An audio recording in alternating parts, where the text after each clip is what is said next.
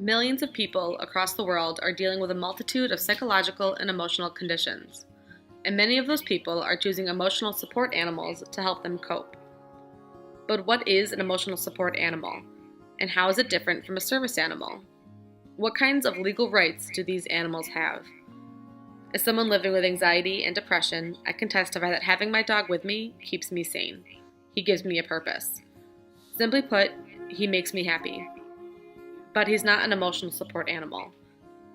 Not yet, anyways.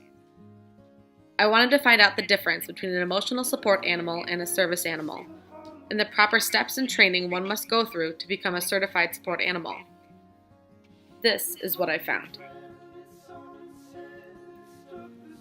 Emotional support and service animals are very similar, but emotional support animals have a primary purpose, which is giving their owners emotional stability. While the main mental health issues emotional support animals help with are anxiety, depression, and mood disorders, they also help with psychotic disorders, impulse control, and suicidal thoughts and tendencies. Service animals are trained to perform specific tasks for individuals with disabilities, like leading the blind, activating a life alert system for those having seizures, and preventing people with crowding around someone with PTSD. Both service animals and emotional support animals have legal rights to help make daily living easier for both owners and animals. The Americans with Disabilities Act, the Fair Housing Act, and the Air Carrier Access Act all protect those rights. This short video will go more in depth to what those rights are. The Fair Housing Amendment Act, FHAA, and the Air Carrier Access Act, ACAA laws both protect your rights with your emotional support dog. An individual who meets the required criteria is entitled to an emotional support dog to assist them with their needs, while the FHAA allows individuals the right to have their emotional support dog live with them even if there is no pet policy. The ACAA allows you to fly with an emotional support dog in the cabin of an airplane without additional fees. Living with your emotional support dog. The Fair Housing Amendments Act, FHAA, allows you the right to live with your emotional support dog regardless if there is no pet policy. This means the owner cannot refuse your emotional support animal to live with you. In some cases, the Homeowners Association may require you to have a current letter from a doctor or a mental health professional recommending that you have an emotional support dog for your condition. Having an emotional support vest and ID card will make this process a lot easier and helps put the owner at ease. Flying with your emotional support dog.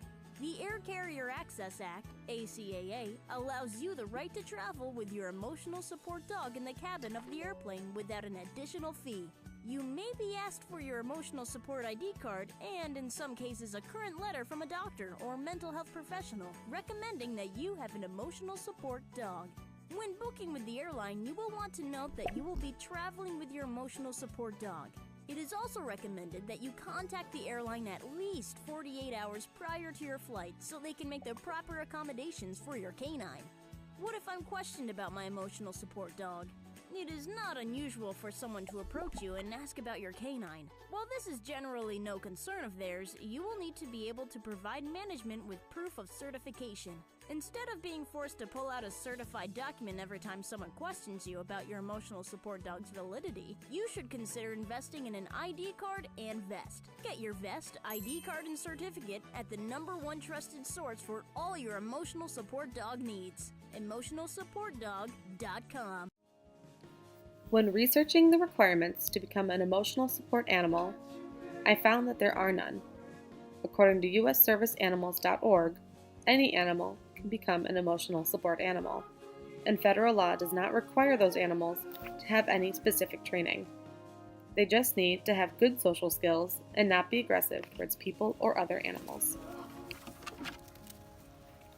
Knowing an emotional support and service animal's legal rights, as well as that there are not any specific requirements a dog needs to become an emotional support animal, I am now that much closer to making my dog an official support animal. But until then, I still know the happiness and peace he brings me, and that will never change.